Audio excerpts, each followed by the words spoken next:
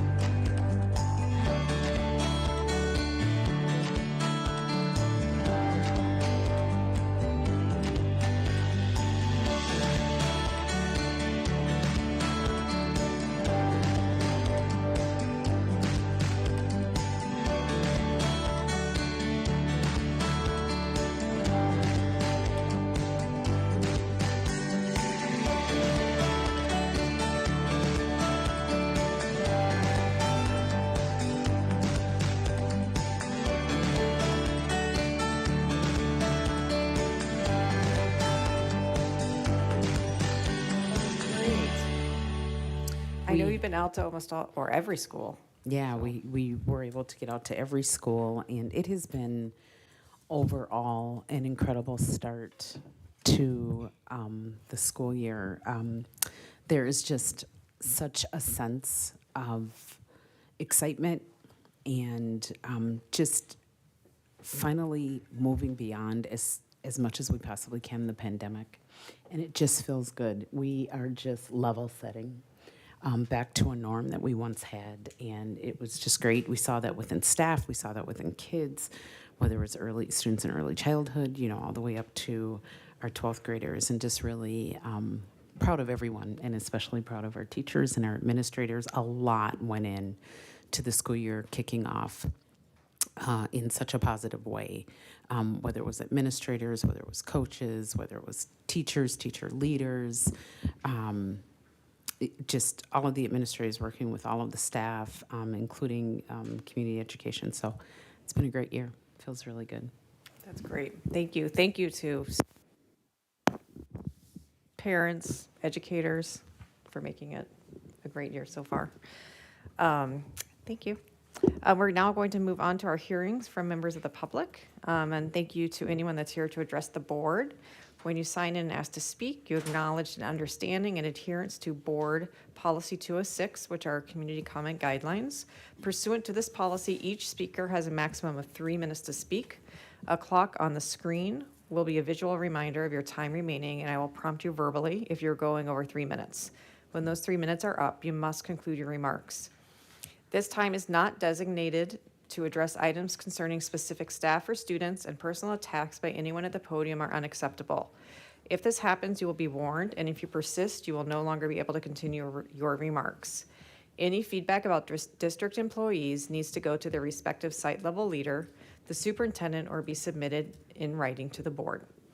The public comment period will be limited to 15 individuals. Per our updated protocols, the school board will give first priority to Edina Public Schools students, individuals who have children in the school district, individuals who reside in the district, or individuals who are employed by the district. The school board will give second priority to individuals who wish to address a specific item that is on the agenda for that meeting. If your form is not filled out completely, you are not eligible to be called to speak. All efforts have been made to ensure multiple viewpoints are expressed, and multiple individuals expressing the same viewpoint or multiple people from the same organization should consider consolidating the remarks. Finally, during public comment period, our role as a board is to listen, but this is not the place for the board to resolve any concerns, and as such, no comments will be made from the board. Issues will potentially be referred to the superintendent for appropriate follow-up. Thank you for your cooperation. And we do have one person that has requested to address the board. And is Laura Lukens here?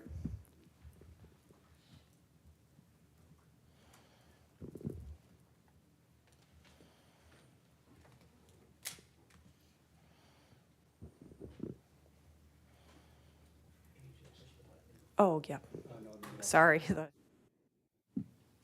Okay, good. All right. Hello, my name is Laura Lukens. I'm an Edina resident and a mother of 3, including a kindergartner and a 2nd grader at Normandale. I'll start with both a thank you and an apology. First, thank you. This is far from the first school board meeting I've attended, so I know your job hasn't been the easiest, especially this year. Thank you for the way that you've shown up and kept the focus on our children. Now for my apology. I'm here to talk about something that is not fun at all, and I'm sorry because just talking about this topic has a strange effect. It's gonna make your head start itching. I'm here to talk about head lice. My daughter attended Kids Club this summer. She really enjoyed it, and I found the program to be excellently run. The only problem is that Kids Club became a hotbed for head lice. I didn't realize this until late in the summer when my daughter got lice. I took her to a lice clinic in Hopkins where the staff was incredulous at the number of children they had treated from Edina Kids Club. We've never seen an outbreak like this, they told me. Unfortunately, lice carry such stigma that parents are often silent about it. When I tell friends that we had lice this summer, I hear the same response over and over. We had it, or we have it, too. We just didn't tell anyone. This is how lice spirals out of control. It's not the fault of EPS, it's certainly not the fault of Kids Club, but the problem has now reached such magnitude that it's your responsibility to act. Here's why. Lice isn't a health risk, but it is highly disruptive and expensive. Trust me, I spent hours combing and vacuuming and doing laundry. My husband and I took time off work to take our family to a lice clinic where treating a family of 5 costs over $1,000. This is simply not feasible for many EPS families. Moreover, that effort and expense does absolutely nothing to protect a kid from getting lice again and again if others in the community aren't doing their part. The cycle can be never ending. So please do something. I haven't seen lice referenced in communications leading up to the new school year or since. Here's how you can turn the tide. Create a sense of urgency and responsibility. First, establish urgency by communicating in direct, unequivocal terms that the lice situation is severe, particularly at the elementary level. Then engender a sense of community responsibility. Responsibility means parents actually report cases, and there's so much more that you can do to facilitate this. Responsibility also means taking preventative steps, like checking hair regularly, wearing hair up, applying a mint spray, not sharing hats, etc. Families must encourage this at home, and teachers and nurses can reinforce this at school. Our community is incredible, and I know if we put our heads together, oh, no, sorry, wrong reference.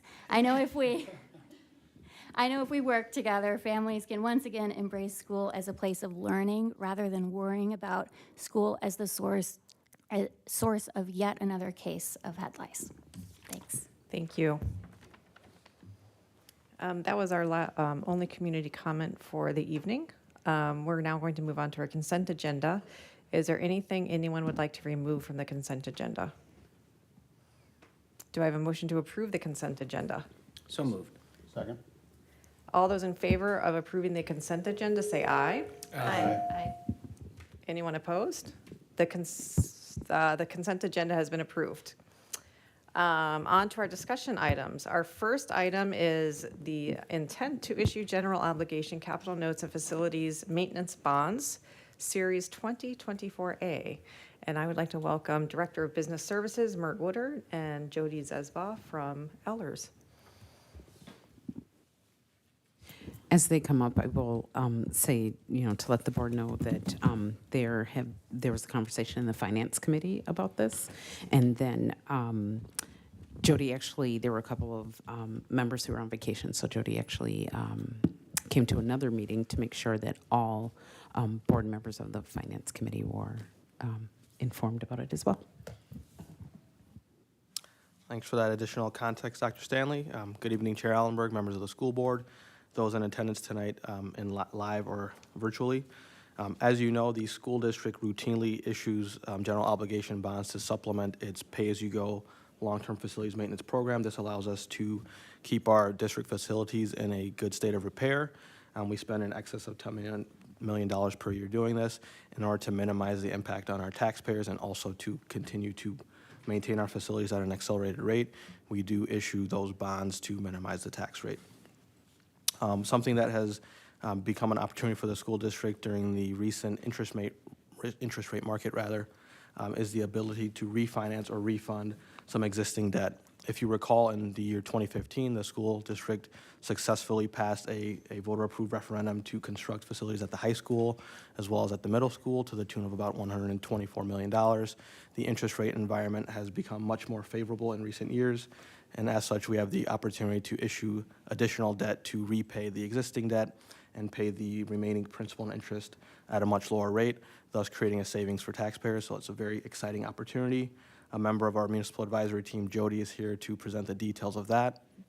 I would also like to add that part of this whole debt issuance also includes a capital note to finance our school bus replacement plan. That will allow us to both maintain our current cash reserves and to make those payments on a more palatable basis.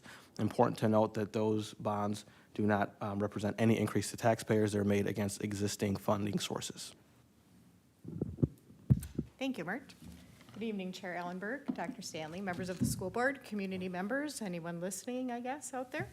So I have just a brief presentation, and we did talk about this at the Finance Committee as well as the subsequent meeting that Dr. Stanley mentioned. So I will highlight some of the information, but certainly we'll have time to ask questions. So as Mert mentioned, we have multiple purposes included in this debt issue. So most often we have had a single purpose issue for the school district. Often it is your facilities maintenance bonds to take care of the projects that Mert mentioned. When we knew we had the refunding opportunity, though, it made sense to kind of package all of these together so that we can save on cost of issuance. So that's the reason that we are recommending proceeding with the four purposes. The largest share by far, of course, is the refunding component. There's an alternative facilities bond issue that we think we can capture some savings related to, a smaller bond issue, and then the school building bonds from 2015, the upcoming facilities maintenance bond issue, and then the capital notes. So a little bit of information about refunding bonds. So it's really the opportunity to reduce future debt service payments and levies, similar to refinancing a mortgage. But you're not able to keep any savings for the district's budget. You do need to pass those savings on to your taxpayers in the form of reduced debt service levies in the future. We are always monitoring your district's debt to make sure that we're taking advantage of refunding opportunities when they come up.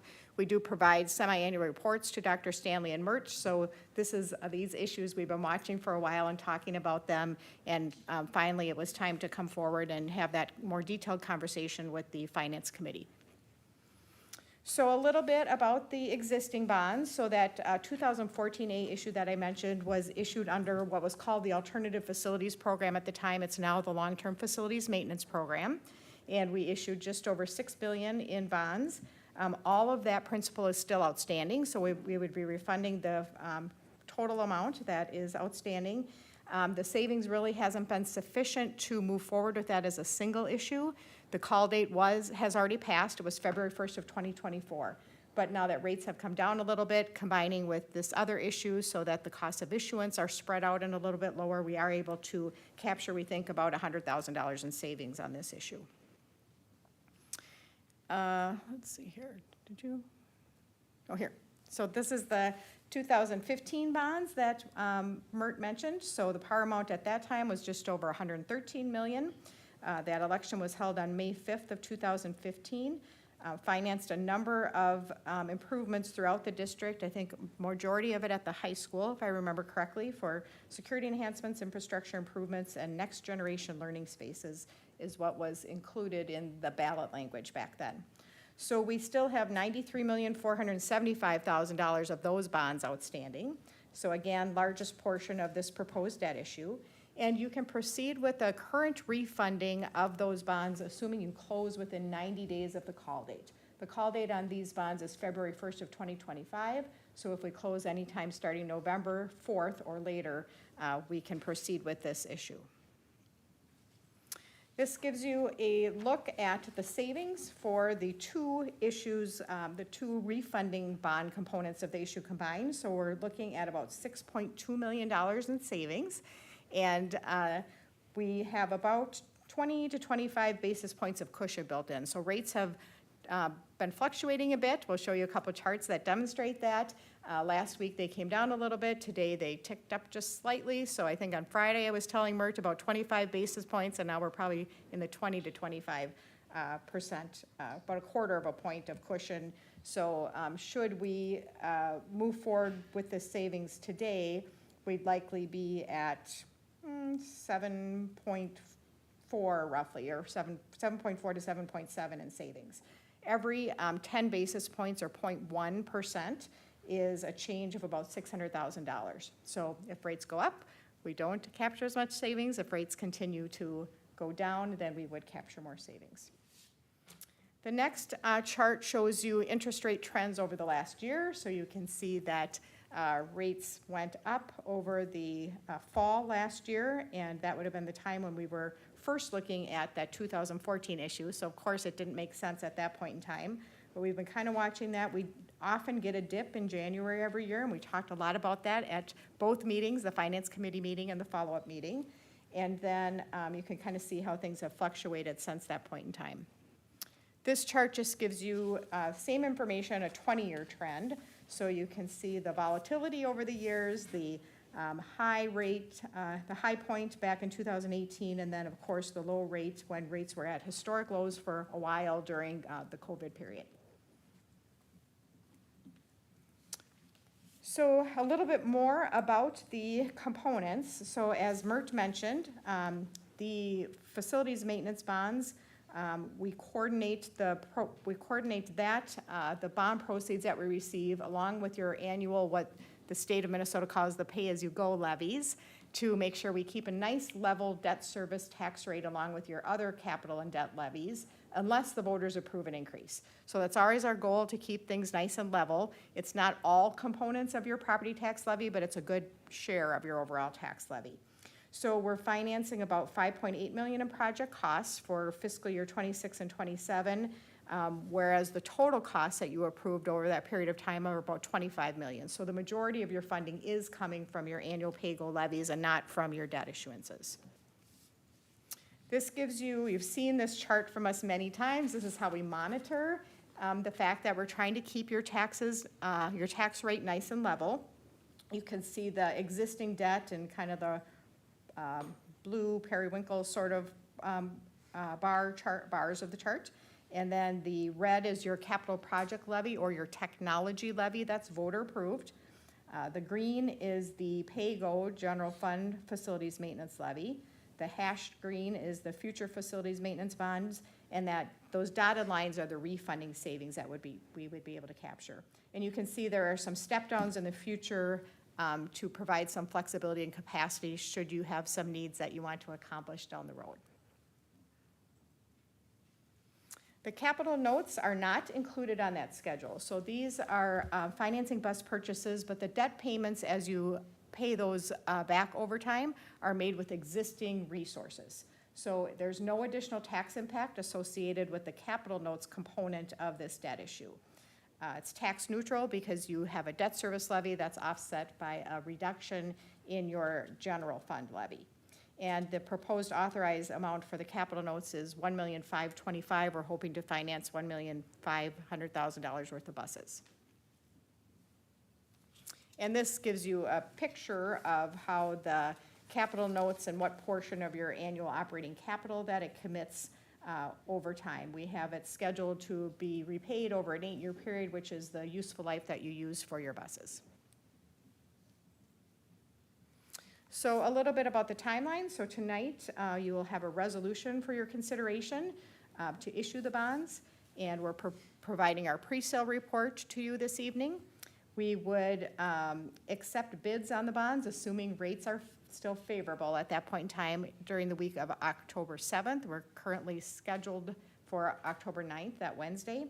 And then at your school board, when you meet on October 22nd, I know that's generally just a school board work session, but we would add just a short special meeting component of that for you to approve or ratify the results of the bond sale. And a little bit about what Mert and Dr. Stanley will be working on during that time frame. So we gather a bunch of information for our preliminary official statement, which is the prospectus that goes out to investors. So they've been providing information for that. We have a call then to go through the preliminary official statement, and then importantly, the rating call with Moody's. And that's scheduled for both of those calls are scheduled already for the 23rd. And then we would close on the bonds so that we stay within that 90-day window that's required by federal law.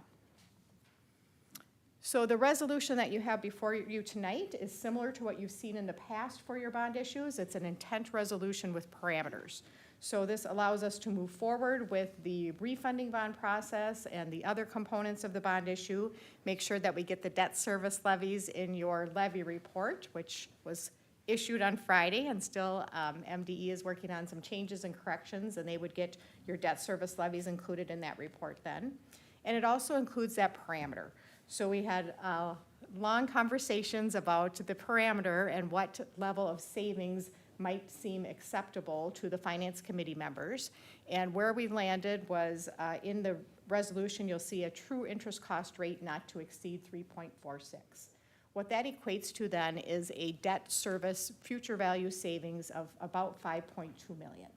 So we were kind of thinking somewhere in that $5 million range seemed comfortable to the members. Everybody was supportive of moving forward with the transaction and kind of monitoring the market. Certainly if for some reason rates spike up and we're not able to achieve that, we will just put the sale on hold, which is fine, and we'll proceed at a time when we feel like we can achieve that savings then. So that's what we have. Happy to answer any questions about the overall information. You also have a pre-sale report that gives some more details, and then the resolution for your consideration tonight. Any other context from the Finance Committee or comments? I think one of the questions that certainly came up was the timing of all of this, that, this really wasn't discussed prior to with the board when this happened. It was one of my questions that I asked, like, help me understand why the timing is what it is. It's really because of looking at the interest rates and seeing what's happening, and the fact that we can then capture this refunding mechanism on both the 2014 and the 2015 bonds. There's just like a window of opportunity that has presented itself. We would have done the facility maintenance bonds anyway, and this was an attempt to try to then pull together all of these four elements under one issuance expense. So it's kind of fortuitous in terms of being able to do this. Otherwise, this wouldn't have come up in the manner that it did.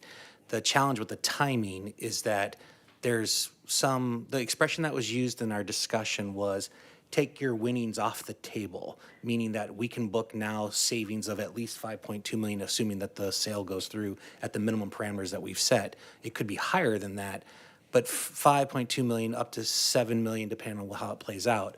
That's a win for us. That's a win for our taxpayers. This is an opportunity where volatility will still exist within this marketplace, especially with the election coming up and so on and so forth, that it was the recommendation of our experts that said, this is the right opportunity to jump on and let's take it to reduce our tax burden for our taxpayers. So I just want to make sure all the board members knew that even though this seems short, because we're getting a presentation now and then we're going to be asked to take a resolution action on it in the second part of tonight's meeting, this is sort of a unique element from that set, and it's all about us saving money. This would not be the type of pattern we would take if we were going to have to spend money or we were going to have higher expenses for something. It would go through a much longer process. But given that this is a savings opportunity that has a somewhat of a time level on it, it was the recommendation of the team as well as to the Finance Committee, and they did agree with this. We should move forward with this program. Thank you, Director Birdman. Do other board members have questions or comments? I do. Dr. Berry? Thank you, Director Birdman, for clarifying the timing aspect. I was curious about that with the changing interest rate factor. My question is, this does seem like quite a good deal for savings for the district and taxpayers. Is there a downside that I'm not seeing? Really only if rates continue to, similar to when you lock into your home mortgage, right? I mean, if rates then continue to decline and you could have captured more savings would be the only downside. But at the call date, February 1st, 2025, generally you want to proceed by then. So it would really just be over this next kind of 6-month period of time that we'd be watching that. And like I said, if a week later rates go down,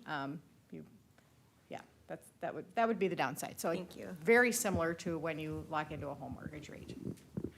Director Gabler? Thank you for this presentation, and thank you for bringing this forward to us. I think just as we are talking about this, I think this shows the fiduciary responsibility that this district takes with our taxpayers' money.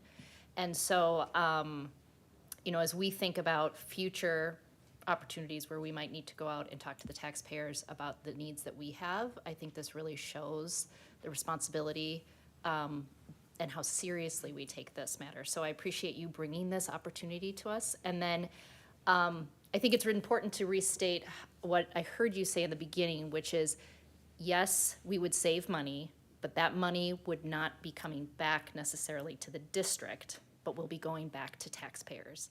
We've just been through budget reductions, and so I think it's really important to just delineate for listeners that that is money going back in their pockets, not necessarily coming back to the schools. Did I hear that correctly? That's correct. And that's an important distinction between, it's very different from a home mortgage, right? So in this case, the district cannot keep the money for its budget, needs to pass that along to the district's taxpayers in the form of reduced debt service levies. So you can see clearly those, little dotted lines on the bar chart that we showed you where that tax rate would come down then. Mm-hmm. Anything else?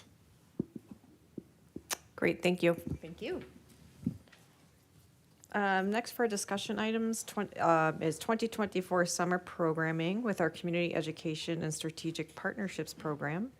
I'd like to invite up Dr. Anne Marie Leland, Director of Community Engagement and Strategic Partnerships, and Dr. Cheryl Gunnis, Community Engagement and Purpose Learning Supervisor. Welcome. Hello, everybody. Thank you. Chair Allenberg, Superintendent Dr. Stanley, and directors. We are so happy to be here tonight. I am Dr. Anne-Marie Leland, Community Education and Strategic Partnerships Director. And next to me is Dr. Cheryl Gunnis, our Supervisor of Community Engagement and Purpose Learning. So thank you for the opportunity to have us share about our 2024 programming delivered through our department. It is exciting, and the presentation represents so many different facets of what we do in terms of age levels and opportunities. It's early learning, kids club, enrichment, and summer targeted services. So Dr. Gunnis is going to walk us through the presentation. It's going to be quantitative, qualitative, and next step ideas related to summer programming. Thank you. Thank you. I'm so excited to be here and to represent our department and all the work that we did. So we'll start with just a few basic numbers about the program and then move on, as you said, to a little bit of qualitative information. So we'll start with our youngest learners. We transitioned to new leadership with the Early Learning Center this summer. We welcomed Kim Isley as the new Assistant Director of Community Education focused on the Early Learning Center on July 1st. And this summer, the Early Learning Center hosted both ECFE, Early Childhood Family Education programs for 2-year-olds, as well as some preschool enrichment programs. You can see there that we had 5 course sections and about 71 enrollments in our ECFE program, and then 130 enrollments and 94 unique users in about 15 summer enrichment programs. Some of the popular camps there were Lego Camp, the Arrows Tour, Preschool Edition, Paw Patrol, and a garden club. A highlight for the Early Learning Center this summer was a partnership with Edina, with Hopkins Public Schools through Achievement and Integration called Ready, Set, Kindergarten. This 2-week program was hosted here at the Early Learning Center, and about 25 up-and-coming kindergartners attended and learned about taking a bus, keeping track of their own items, zipping up their backpacks, packing their folders, friendship skills, and also some math and literacy. Moving on to Kids Club. This program is now overseen by my colleague Julie Gabrielson. This summer we had 9 weeks of programming. 892 students were enrolled in grades K through 6.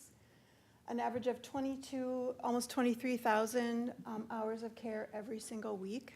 That involves 194 staff and 3 different building locations. And I just wanted at this time to shout out to our buildings and grounds department, who really helped us keep the buildings running smoothly and efficiently, and for their constant communication and flexibility, both with enrichment and the Kids Club program, especially while they're trying to keep those buildings running, but also do all their summer cleaning. So they were really spectacular partners with us.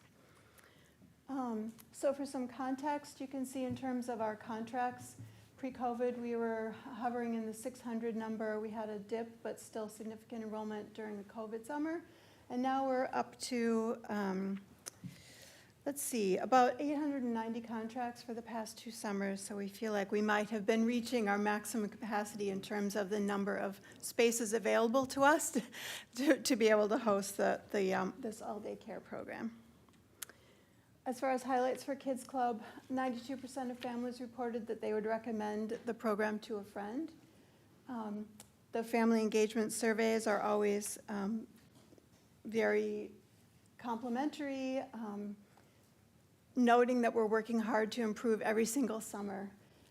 And the field trips are a big highlight. So in those 9 weeks of programming, we did 75 field trips. Some of the favorites were Trollhagen, Valley Fair, a Lynx game, and any and everything outside to do with water. Also popular was a ninja course that visited all 3 of our summer sites. So we kept kids busy. Moving on to our youth enrichment program, which includes half-day camps and classes for preschoolers through high school students. In this program, we ran 11 weeks of programming, 556 different course sections, over 8,000 registrations, and over 4,000 unique users. To run that program, we add 21 additional summer staff and work with over 92 independent contractors, and we had programming happening at 14 different locations around Edina. And another partner I would really like to call out and thank is our colleagues in Department of Media and Technology Services.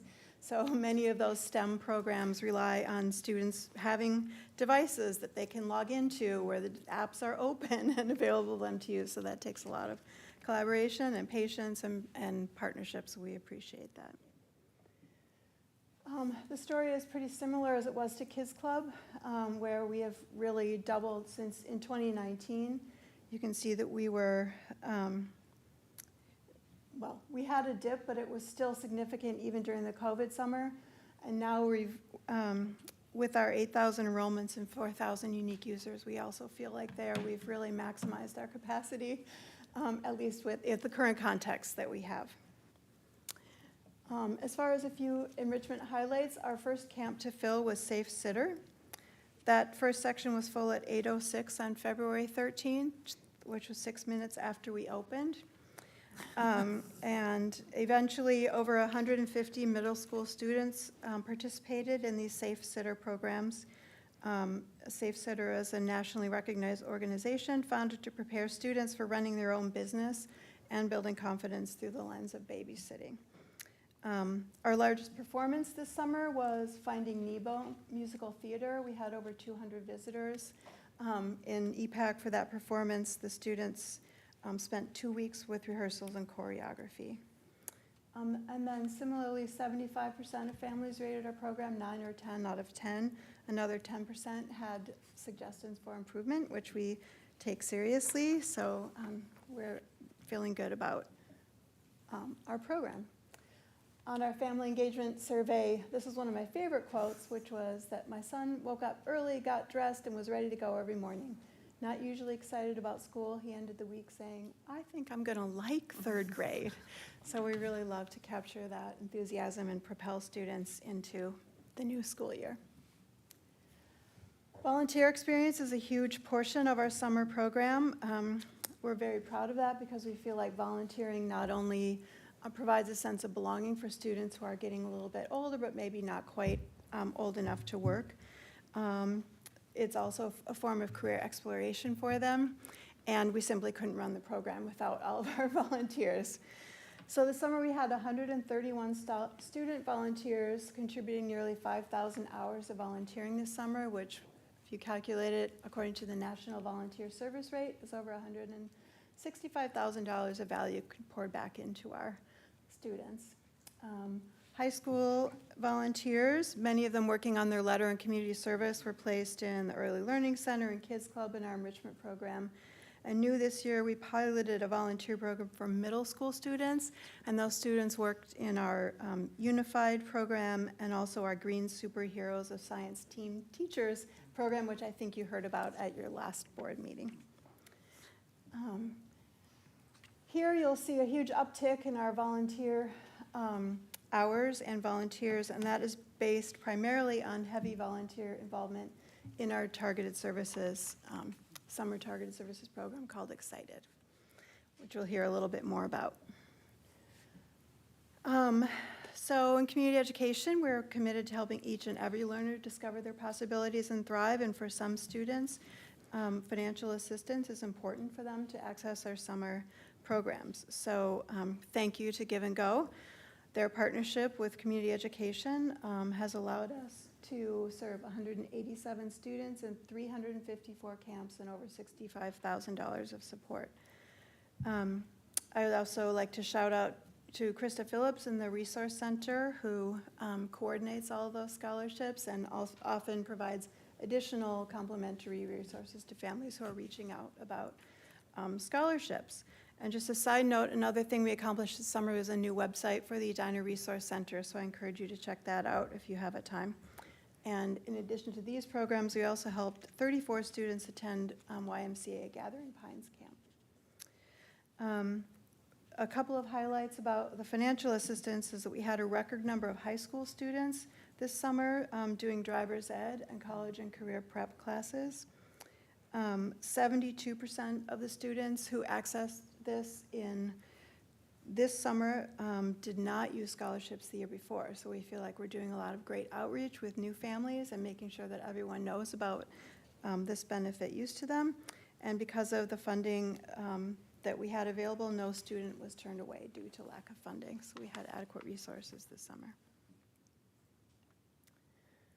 I'll quickly transition now to a place to belong. So these are a set of programs that, and initiatives that we are working on to be sure that we're aligning our work to the frameworks of Edina Public Schools and make sure that we're breaking down barriers and silos. So as I've mentioned, we are committed to providing fertile environments for each and every student to discover their possibilities and thrive. We consider ourselves a place to belong. We are defining belonging, following Cobb and Cronapple in their book, Belonging Through a Culture of Dignity, as belonging is the extent to which students feel appreciated, validated, accepted, and treated fairly within an environment. When students feel that they belong, they aren't worried and distracted about being treated as a stereotype or a thin slice of their multidimensional identities. Instead, they are confident that they are seen as a human being and a person of value. So in the slides that follow, we just wanted to highlight a few examples of the unconditional belonging that we promote in our community education programming and that we see as the crucial foundation to any sort of academic or other sorts of learning that will follow for the young people that we serve.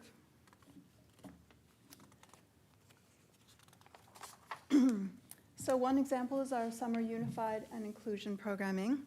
This summer we offered 10 summer community education unified camps, including cooking, magic, sensory, team building, theater together, and fit and active.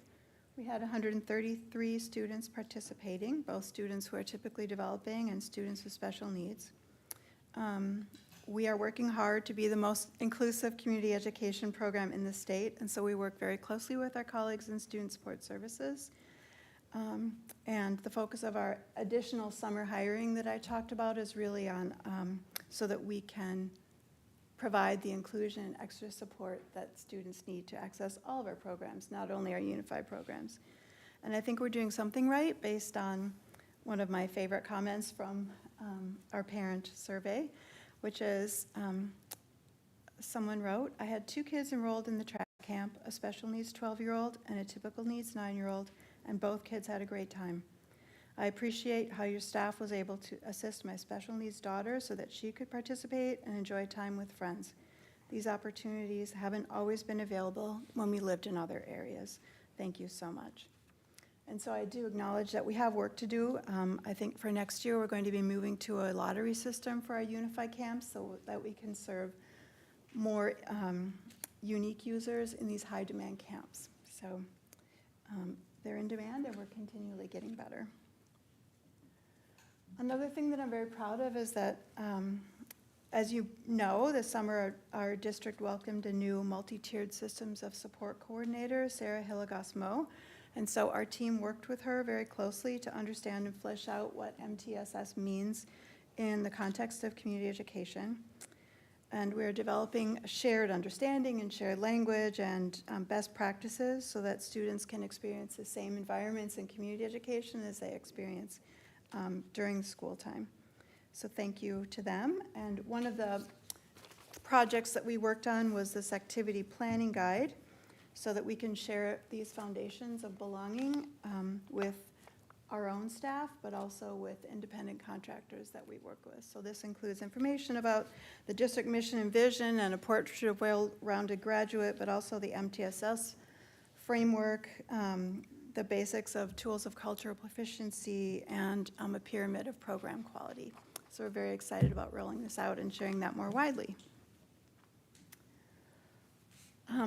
This was our second summer that community education has collaborated on summer targeted services programming. So I wanted to thank Concord's assistant principal, Mark DeYoung, my partner in planning targeted services program. Let's see. So this summer's. This is not supposed to have sound. This is not. It's just going to be So running good. as I just I'm. wanted to make sure everybody knew. So our targeted services program ran for 2 weeks in July and served 221 students in grades 1 through 6. who were invited by their teachers based on reading and math scores. So we delivered over 8,000 instructional hours with 16 Edina teachers, 21 Edina high school volunteers, 8 middle school volunteers. We served 326 free lunches and 122 bus pickups. So innovations this year where we really doubled down on the idea of belonging as the foundation for future success is that we extended the program to be an all-day program, not just in the morning.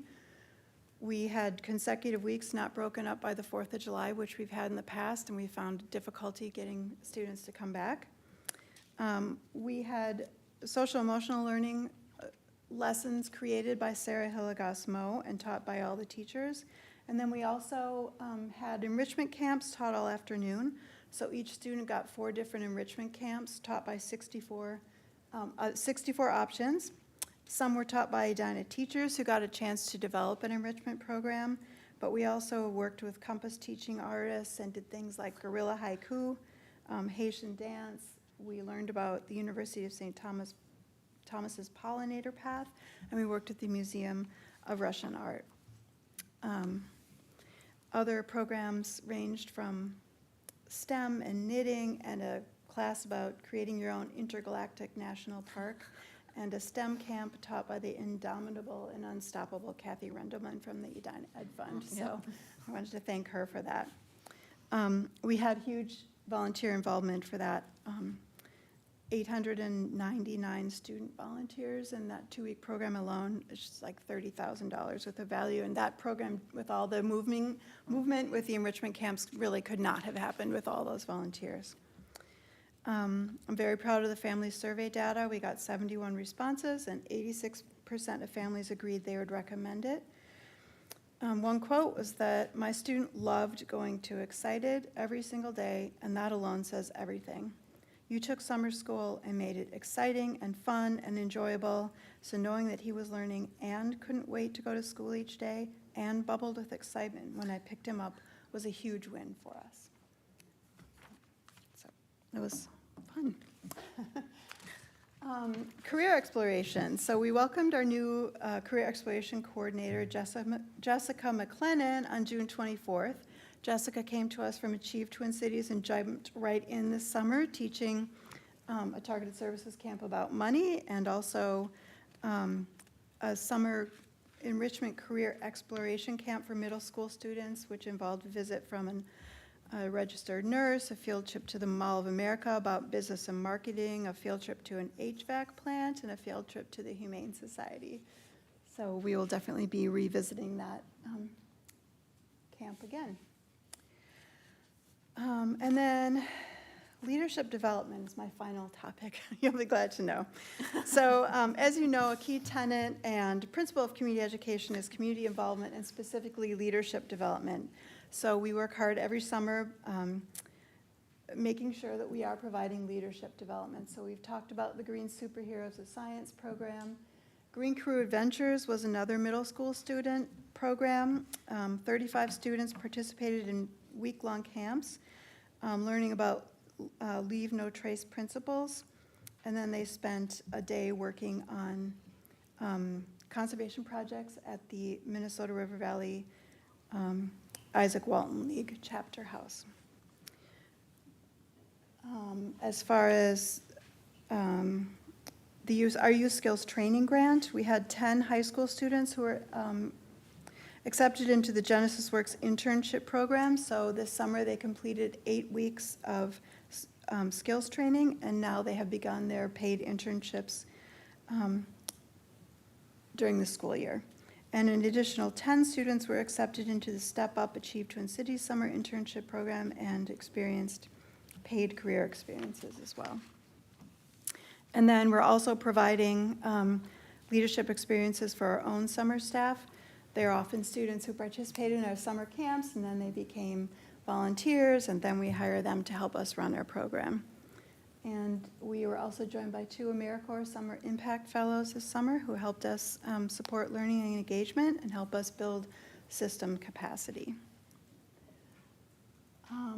So on the winds of all that work, we will be continuing our MTSS training and implementation in late August, the very talented Sarah Hilligosmo helped us train an additional 75 members of our staff on the basics of MTSS. We're continuing to work on our programming for middle school students, and families can expect surveys to gather ideas and input in the next few weeks. We'll continue to build out our career exploration programs. And we're really going hard on making sure that the foundation of all our career exploration is really about authentic belonging and identity and purpose. And we will continue to manage that youth skills training grant from the Minnesota Department of Labor and Industry. And final thing is we'll be doing a deep dive into our adult programs, which we continue to try to rebuild coming back from COVID. So maybe you'll hear about that next. Yeah. Well, thank you so much. She has undeniable commitment to our young people, and we bring summer. Our department brings summer, right? We really reach out and make sure our community is engaged and that there's plenty of opportunities. Dr. Gunnis, was able to showcase her spinning skills. You inherited your spinning wheel from My mom? her mom, and that was such a fun class to peek in on, and you did a beautiful job Kids loved engaging it, students. yeah. So not only was she checking in regularly throughout the year with the summer with her team, but she was also demonstrating some skills that she had and engaging students. So I just want to end with, I've gently, maybe not gently sometimes, pushed our team to really start digging into data, disaggregating that data, trying to find out who are we serving and maybe who we could be serving. So we are doing that more and more every day. It is just a pleasure to walk into the Python coding class for our older elementary and younger middle school students and realize that that's our graduate from Edina High School, who's at Notre Dame now, who came back to facilitate that programming for our students. So it is really giving back to our community. Comes full circle. So we get to see that all the time in what we do. So thank you. Do board members have questions or comments? Director Gabler? Wow. I mean, that's amazing. When you look at those numbers, 4,000 unique users, that's pretty impressive. And I was one of those parents on at 8:04 trying to get my kid into the babysitting class. And you guys made it happen. I think you may have opened extra sections, I don't know. But the communication was phenomenal, the traffic flow, I mean, that's managing a lot of unique users. Yeah, so I think your presentation speaks for itself. It is a job well done. And it just keeps getting better and better each year, like how you're expanding to middle school and volunteers, volunteering, and what little kid doesn't want to have a high schooler or a middle schooler helping out? I know. That's like having a superhero help out. So thank you for all that you do. It's a great job. Director Birdman? I would echo that as well. I think it's almost like having as much as we possibly can of a good thing and trying to figure out how to spread it around as best as possible. So really, I have one question, is that for the level of demand that we have for all of our programming, of all the things you just described, both the summer, kids club, things like that, and I've heard you say it twice in several different examples that we're kind of at capacity of what we can from a building space and talent space and so on and so forth. I'm curious as to, from a board strategy perspective, do you feel that if you had more space or capacity or something like that, that you'd be able to fill it? Well, she's got wonder in her genius, and I've got ideas, invention. So we are all about expanding our opportunities and continuing to hear what's new and engaging. But I know you have probably a more practical response. We're striving for high quality, Yeah. right? We have this pyramid of program quality, and it's really important that we're not just offering anything and filling it up. We're really trying to be responsive and co-creating the programming with our community and evolving and changing. And it's a huge responsibility. Like every time you add another student, it's the layers of complexity of the safety and the traffic flow. And how much extra support we need and what nursing, you know, like what is the infrastructure available to help? And so I think it's finding that balance, so. Yeah. Well, I appreciate that answer, because I mean, I wasn't necessarily advocating for more. Yeah. I just want to, but I find that because of the success of the program and what you guys are doing in such an amazing way, that when you have that type of success and you have such wonderful things, that in and of itself drives demand, right? It's not a chicken and the egg, it's kind of a feeding onto itself kind of thing. But we don't have unlimited capacity. And so I think your answer just now was perfect in the sense of we have to be cautious of how do we continue to bring the level of quality and excellence to the program while still trying to serve as many people as possible, but that we might not necessarily always be able to serve every single person who wants an opportunity, that there's some just upper limits that we have to that. And I think that's just always important to frame for our community. And we want to know the students, and we Yeah. want to connect with them, and it's about that connecting and belonging, and we don't want to lose, like, being able to know their names and greet them when we Yeah. see them and make them feel authentically I really appreciate that part of response. it. Thank you. I don't think we've quite leveraged the possibility of the older students and how do we involve the older students and really connecting with the younger students. I do feel like we still have room to grow there in terms of the belonging and connection. So keep going. Director Aram? Well, I just wanted to say thank you. I have the unique experience of the fact that my daughter's in your programming, and she has been for the last couple of years, not programming, sorry, working for y'all. Yeah. And she's come back and said the quality of like the leadership and the training and everything has been phenomenal. So it's been, we talk about the experience of all the students and the kids, but the fact that the quality of the staff that you have in place when it comes to the leadership and training, I just wanted to give you kudos for that, Joe. Thank you for recognizing that. That was one of the changes when we had Cheryl take this new position as supervisor. She oversees professional development for our department and knocked it out of the park this summer in terms of the training that we put together, that she put together for our staff. And it was really well received. Yeah. Well, I appreciate that, Yeah. really seriously. As I said, we're all about growing leaders. Director Mann? I just wanted to offer kudos as well. All three of my kiddos were in different camps, and they loved them all, and just enjoyed the whole summer. So I really appreciate your guys' work, and thank you for all the information. It was great, too. And thanks to our photographer, Kristen Bawan. She puts together that entire slideshow and the video, so Great. it's amazing. Thank you. Yeah. This was amazing. Thank you very much. Thanks. Thank you. We're going to move on to our school board priorities. And Karen, do you want to walk through this?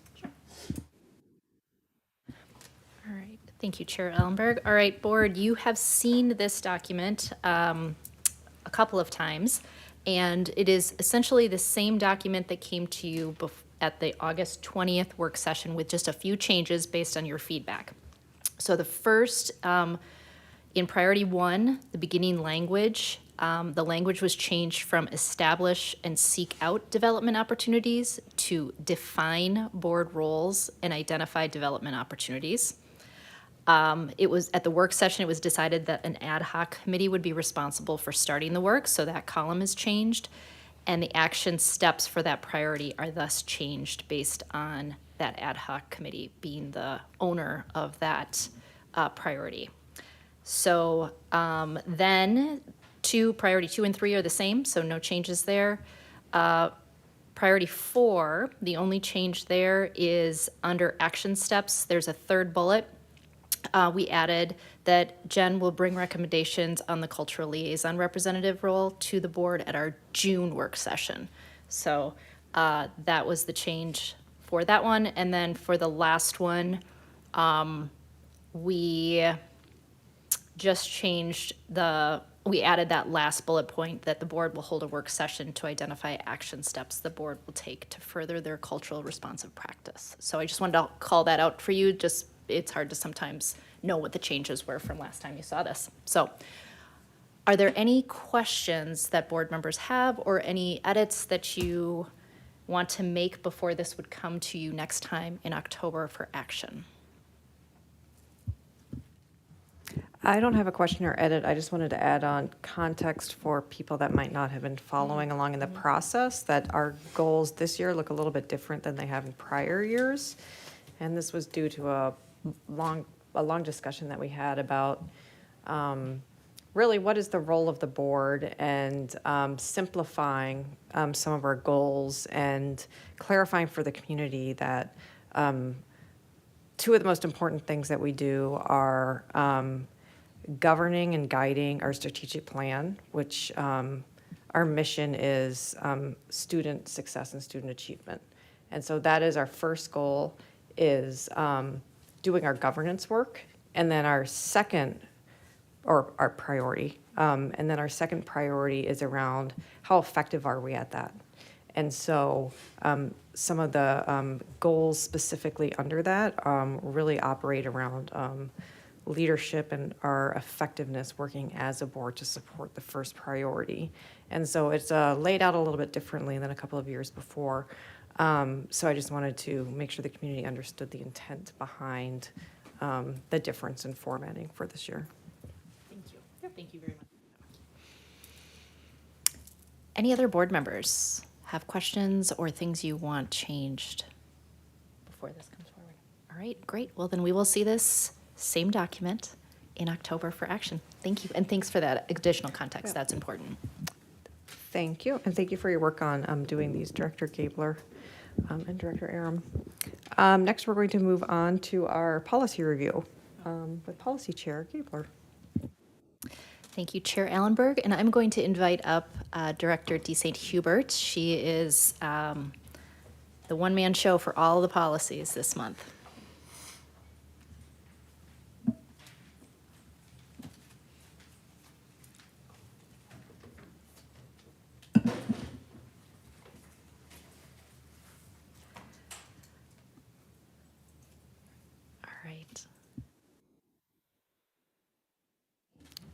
Oh, there we go. Chair Allenberg, perfect timing, board directors, and our community members and colleagues. I am here just to go over the 4 policies today, quickly give you an overview and see if there's any questions that I can answer. I'll start with 603, and 603 is curriculum and program review and development. There are minor edits to this one. It really highlights, the edits really highlight making sure that we're in alignment with MSBA policy as well as legislation updates.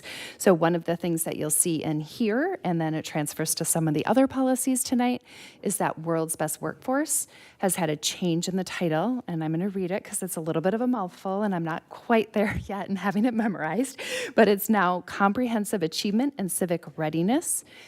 So that the work, as far as we know, will have some slight changes to it, focusing on future ready, which is some of the wording you'll see in the policy. But the highlights in this policy are really just changing that title and aligning MSBA and that legislation. Are there any, should I go over all of them or? Okay, yeah. Any questions on that one? Board members, do you have any questions on that? Chair Allenberg. Functionally, for our district, is there much, you said there are a few differences, but as far as how it impacts our district, is there a difference in how this legislation and policy affects? There's not, and that's a great question because it really is a great segue when we're ready to go there, but to 616 in terms of the district, school district system accountability, we will still have the meetings throughout the year. In fact, they're on the calendar already. Individuals have been invited. We'll have the main goal that this is a group of stakeholders that includes community members, parents, students, colleagues within the district across all levels, just providing feedback on the areas of curriculum, instruction, and assessment that are happening within the district. So functionally, as far as we know right now, MDE has acknowledged that they're still working on all of the details and the updates, but as far as we know right now, there's not a lot of change. I also did get feedback that we will be reporting on last year's World's Best Workforce Schools this year as we have, and I don't know if that will change into the future in terms of reporting to the board and in the public in terms of that goal. And we had a big discussion about that at the policy committee, in the fact that we don't have all the answers yet, but they have essentially changed the name of it, at least, and we're figuring out, as Director D. St. Hubert said, about how we will be, we still have to report those things to the state, so we'll be using that committee. Yeah, and I think the title, you know, even though it's not rolling off my tongue quite yet, really is the area of focus and where the shift is, comprehensive achievement and civic readiness. So there is a highlight in some of the language that I've seen about making sure that our students are lifelong learners. All right, well, then we will move on to policy 616, school district system accountability. And 616 really is a nice segue because 616 talks about what systems we have in place for the accountability in relation to our areas of instruction, curriculum, and assessment. And that is the functionality of our new committee, same committee of World's Best Workforce in terms of function, but with the new title of Comprehensive Achievement and Civic Readiness. So there are in this policy also not a lot of updates. Most are a changing of that title and making sure that we have all things in alignment with MSBA and legislation updates there as well. As I scroll through it one more time in front of me, really it's title updates there primarily. Board members, any questions or areas that you see clarity on? Okay, great. This one will move forward then for action. Moving on to policy 618, assessment, grading, reporting, and student progress. And this one, Director D. St. Hubert did a lot of heavy lifting on, so I want to thank her specifically for this one. Yes, thank you, Director Gabler. I do want to emphasize this one. We did do a lot of collaboration. It was really important to have input from a lot of our administrators as well, specifically as our Edina High School counselors on this policy. So it had not been updated for quite a while, and so there are a lot of changes throughout it that are primarily are 100% just updating what we have as current practices and making sure that there's clarity and alignment with the student handbook, specifically at the high school. And so that's what you see in the changes throughout the policy. And I'm really happy to answer any specific questions that you have.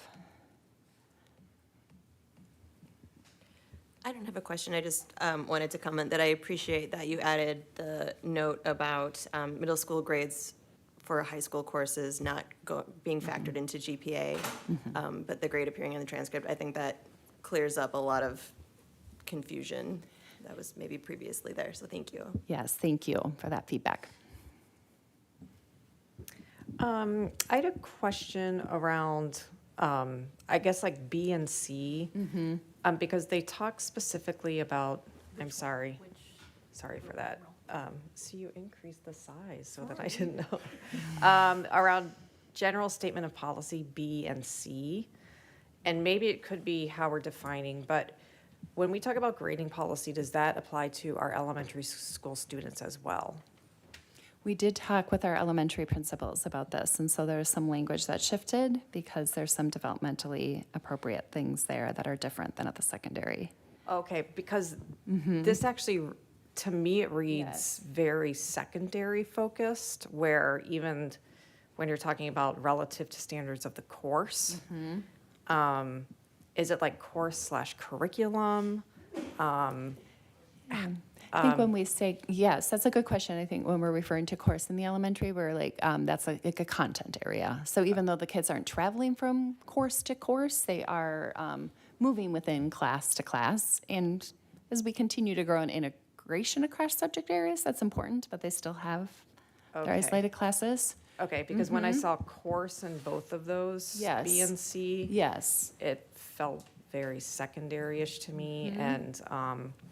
And then as well, I was wondering, additionally for B, when we think about elementary school students, there's a lot of things that, I mean, we talk about like our eye care values and things that are part of our grading, which to me was reflected a little bit in that second sentence about, I'm sorry, on C, about effort, attitude, and behavior. And so I was just wondering, it felt to me like we stripped out some of that stuff And I was wondering for elementary school students specifically, how are we going to grade them? Are we not going to grade them anymore on some of those things that aren't necessarily course curriculum specific, but it has to do with, are you standing in line, walking to the lunchroom? Are you, some of those other skills that are softer skills that are developmentally appropriate that we're building in our elementary school students, but aren't a subject matter? Yes, and I think that's a great question that our teachers still strive to have some concrete evidence, right, that help them determine that. I do understand what you're saying, Chair Ellenberg, and I know that will be a great, our SEL, our social emotional learning team that's working right now on really important work around those areas, right? I think that will be a great additional conversation as they dig deeper into that. And we can also look at it a little bit more in policy to clarify. I think it's really important. It does go back to your, what's the difference between the elementary and secondary? Because it was really important that we shift some of that language at the secondary. That was the biggest thing that stood out to our secondary principals as they looked at it the first time.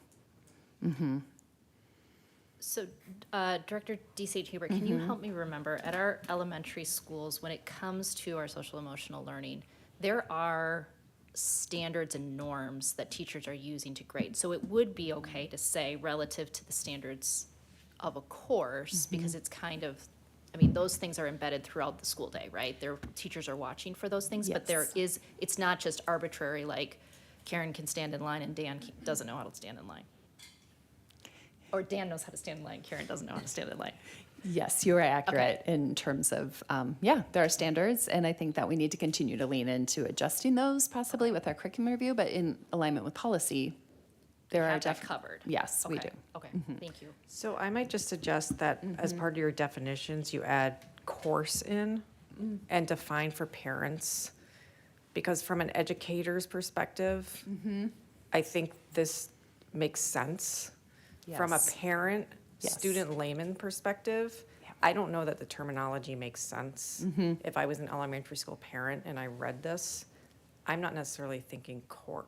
Yes. So I think if, I would just suggest maybe explaining to people when we talk about course, this is what we mean by course. That's a great suggestion. I was thinking of adding a class component within the content, but I like that suggestion as well. Just for point of clarification on that recommendation, are you saying that in section 3, which is where the definitions are listed, that you'd maybe add a spot there specific to that purpose? Okay, thank you. I did, sorry. My other question was, I was wondering if I could get an example of what would be a variation in grading that the superintendent would approve? We had this discussion. I was like, you had this Is it like for a question. specific student? Is it for? No, it would be, so we did talk about this, and an example I used was that, for example, at one point Highlands was very interested in a grant, and they would have been applying a grant that aligned with environmental education, and it would have shifted the standards slightly in their ELA classes. And so that would be a approval by the superintendent. We didn't pursue that, but if we did, there'd be a slight change there for And that period of time. It's moved down. It's still in there. If you go down to D, 4D4, it's in blue. Because I thought this was a very similar conversation we had in the policy committee, and it's still in there. It's just in a different location. I was just wondering. Thank you. All right, other questions, board members? Because my daughter might call you. It's a question that came up, so. If we ever need to allow Chair Allenberg back on the policy committee, I know whose spot she could take. Yours? All right, policy 620, our last one for this evening, receiving course credit for learning. Okay, this policy was also done in quite a bit of collaboration with our secondary administration. especially our high school administration and our high school counselors.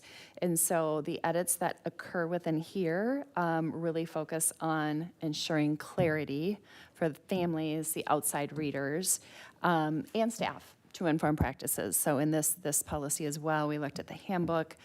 Policy informs handbook. So we made decisions on policy, but wanted to make sure that there was a high level of clarity across both and get feedback from those that are implementing the practices and they're building on a day-to-day basis. So most of what you'll see in there are changes to wording. The one that Chair Barry noted earlier is throughout this one as well, in terms of what grades impact, what classes and what grades impact a transcript, and lots of other edits and a lot of editing within the appendixes you'll see, because that's where the practices were implemented. In clarity, we stripped out some wording because there was a lot of redundancy, and that was back and forth with a lot of people to make land unclear. I've said that word a lot, so we'll see if there's any questions at this time. I don't have a question. I would only comment that in the policy committee, because I did get into this conversation myself, is that what was really impactful to my understanding was how the counselors in particular utilize this in their dealings with both the students and families as it relates to the credits and so on and so forth. I found that very useful given my own recent experience of looking at EHS and how that process came to play. So having our policy aligned to those practices and arms the counselors with a very clear understanding what that was very important. So I appreciated first that learning to myself, but as why this policy is so important. Thank you, Director Deasy and Hubert, for all your had- work. Oh, sorry. One tiny thing in Appendix 1. Towards the bottom, you have parent guardian signature, and then you have parent phone and parent email. If we could just make that small change. Anything else? Yep, thank you. All right. I can't believe I didn't catch that. All right, these will Thank come you. forward for action next month, and thank you again for all the work Absolutely. and collaboration Thanks. on Yep, this lots one. of great collaboration. Thank you. Okay, we're going to move on to our action items for the evening. Do I have a motion to approve the intent to issue general obligation capital notes and facilities maintenance bonds, Series 2024A? So moved. Is there a second? Second. I would like to welcome back to the table Director of Finance and Operations, Mert Woodard.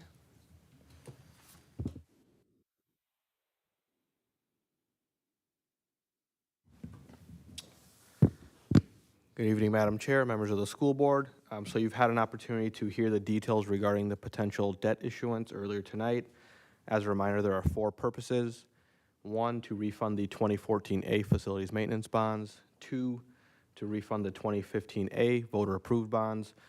Those 2 items would be contingent on a true interest cost of 3.46% or lower. The 3rd purpose would be to issue new facilities maintenance bonds. And the 4th and final purpose would be to issue capital notes. And with that, the recommended action is before you.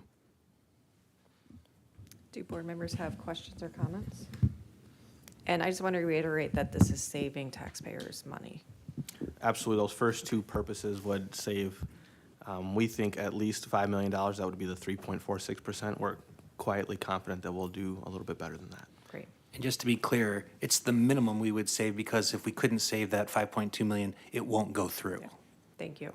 Thank you for clarifying that. We will now vote to approve the intent to issue general obligation capital notes and facilities maintenance bonds, Series 2024A. All those in favor say aye. Aye. Anyone opposed? The intent to issue general obligation capital notes and facilities maintenance bonds, Series 2024A has been approved. Thank you, Director Woodard. Do I have a motion to approve the 2024-2025 superintendent goals? So moved. Is there a second? Second. Dr. Stanley? Okay, so my initial draft of my goals were brought to the board on July 23rd. I received feedback, made some updates, brought what is in front of you to the board on August 5th. There was no further feedback for modification, and so there before you for approval. Do board members have comments? Thank you for putting in the comments that we had earlier. I appreciate you modifying them and putting together the goals for our board and for the community. With that, all those in favor of approving the 2024-2025 superintendent goals, say aye. Aye. Anyone opposed? The 2024-2025 superintendent goals are approved.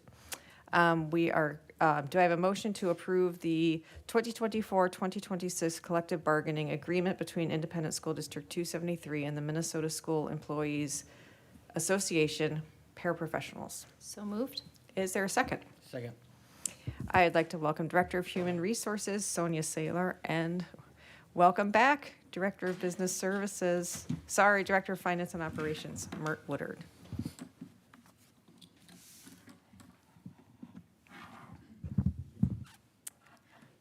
Good evening, Chair Allenberg, Dr. Stanley, and members of the school board. We are pleased to announce that the Minnesota School Employees Association, which is our paraprofessionals, have ratified the tentative agreement that is before you for a new 2-year collective bargaining agreement effective July 1, 2024 through June 30th of 2026. Our paraprofessionals include our district's instructional assistants, our educational associates, most of whom serve our students with special needs, our security monitors, and our technology assistants. Our negotiation teams work collaboratively to reach a settlement that values the important work that our paraprofessionals do and also respects the school board's financial parameters. I would like to commend our paraprofessional negotiations team led by Jesus Romero, Ginny Anderson, Elizabeth Murdoch, and Liz Rosenthal for their dedication to this important process. You have, of course, the financial highlights in your packet, as well as the draft and clean versions of the proposed agreement. But a few of the highlights include step advancement for our eligible employees in both years of the agreement, including retroactive application to July 1, 2024. An updated and reconfigured wage schedule to provide competitive wages in both years of the agreement. As of January 1, 2025, the district's contribution towards health insurance will be increased by $30 per month, and there will be 2 additional paid holidays added as of the first year of the agreement. They will actually take place the first 2 days of spring break. That is to ensure that income is spread evenly over the year for our paraprofessional employees as well. Language is modified within the agreement to communicate clarity, align with past practices, and provide consistency with other school district agreements.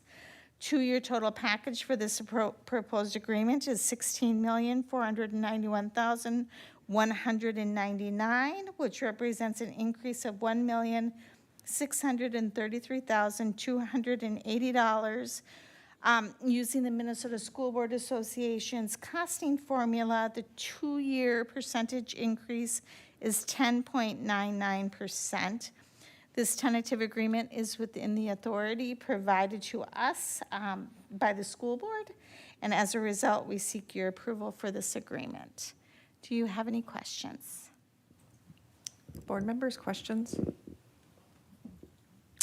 Seeing no questions or comments, we'll now vote to approve the 2024-2026 collective bargaining agreement between Independent School District 273 and the Minnesota School Employees Association paraprofessionals. All those in favor say aye. Aye. Anyone opposed? The 2024-2026 collective bargaining agreement between Independent School District 273 and the MSEA has been approved. Thank you. That concludes our action items for tonight. Are there any board leadership or committee updates? Director Gabler. As the board representative to Edina's Give and Go, they had their gear swap yesterday, and it was a wildly successful event. You probably have seen some pictures or maybe social media footage out there. When the doors opened yesterday morning, the line was out the community center, gym doors, all the way wrapped around Southview. So it has, word is out. It always amazes me that every year the people of Edina can clean out their basements and continue to fill that gym full of things. But they don't have final numbers yet, but it was a wildly successful event, so, yeah. Director Bergman. I just had one quick comment. I shared this with Dr. Stanley over the weekend.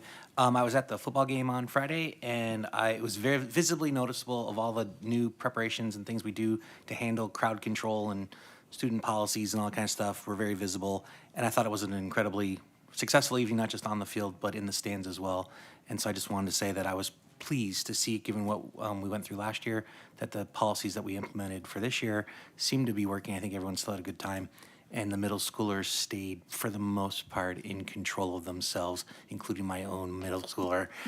But it was great, so I just wanted to compliment that. And we beat Eden Prairie. I Which didn't is have a to big say deal. that, but that was very nice, yes. So, yay. I just wanted to point out, we put a lot of important information items in the packet sometimes that don't get talked about, but I wanted to give kudos to our Director of Human Resources that we have a 96% fill rate. And for our, I can't even come up with, for our subs, I'm sorry, for our subs, which is amazing. That is a big deal. It's a big deal for our families, our educators. So thank you for reporting on that. I know the board asked for that, and I appreciate it. So, Dr. Stanley, do you have any updates? Yes, I do. So, first of all, indeed, we did have a football game on Friday. And I just have to say, we won that football game mightily. And it may have nothing to do with past places of employment that I'm so excited about that. But it was really great. Actually, my colleague and superintendent of Eden Prairie, Josh Swanson, actually came to the game with me. And that was really good until we scored like a couple of touchdowns, and then he decided to sit on the other side. So that was really fun. And I really appreciate that, Michael, because we had nearly 6,000 people in attendance at that football game. And I could not have been, and I shared this with Michael, I could not have been more proud of just the efforts that Troy Stein, Paul Paetzel, and the high school administrative team have put together to make certain that our football games are well monitored, to make certain that, you know, there's a gate now for students to come in, there's a gate for parents to go into. We put in the protocols where our guest teams and their cheerleading teams and participants, you know, they go through the other side, and it's just really making a significant difference in the enjoyment, I believe, of all participants. You know, I sat near the middle school group, and I had anywhere from a grandpa who was 70-something years old, he said, all the way to a dad of a middle schooler. And it was just really fun to be able to cheer with them and to just see my team out there doing amazing things. And so thank you for that shout out. I want to give them that shout out as well. And then over the summer, I received a couple of compliments. Actually, 3 different parents emailed me just about the leadership of Principal Bass over the summer, and I wanted to make certain that we just give him a verbal shout out of that. And, you know, really a summary of those emails is that he radiates positivity, he creates a fun learning atmosphere, he provides consistent and thorough communication to parents, and then he sets a clear tone and mission for the school. And I could not agree with them more.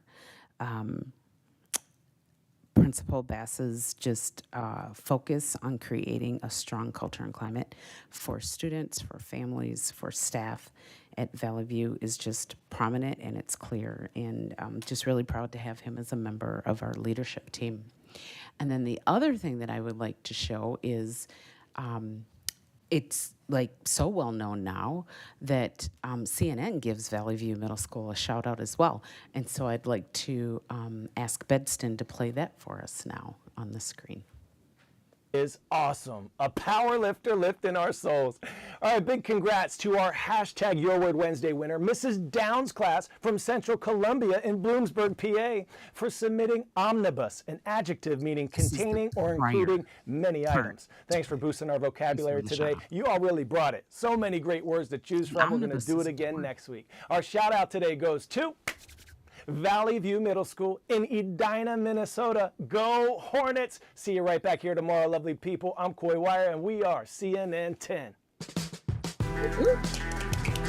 So even CNN knows about the Valley View vibe, and we are really excited about that. I had shared earlier, it's just been a great start to the school year. You know, no school system is completely perfect, and we're just really excited about where we're at right now and kicking it off. Thank you. Thank you, Dr. Stanley. Before we adjourn, did you know that September is National School Board Appreciation Month? I bet a lot of you did not know that. And before we adjourn, I would just like to thank my fellow school board members for your time and dedication to the work of Edina Public Schools. And I know I can be sarcastic, but I genuinely do thank you. And I know that our community appreciates the time and effort that you put in for everybody here in Edina Public Schools. So thank you very much. And without another delay, do I have a motion to adjourn the meeting? So moved. Is there a second? Second. All those in favor of adjourning, say aye. Aye. Anyone opposed? The meeting is adjourned. Thank you.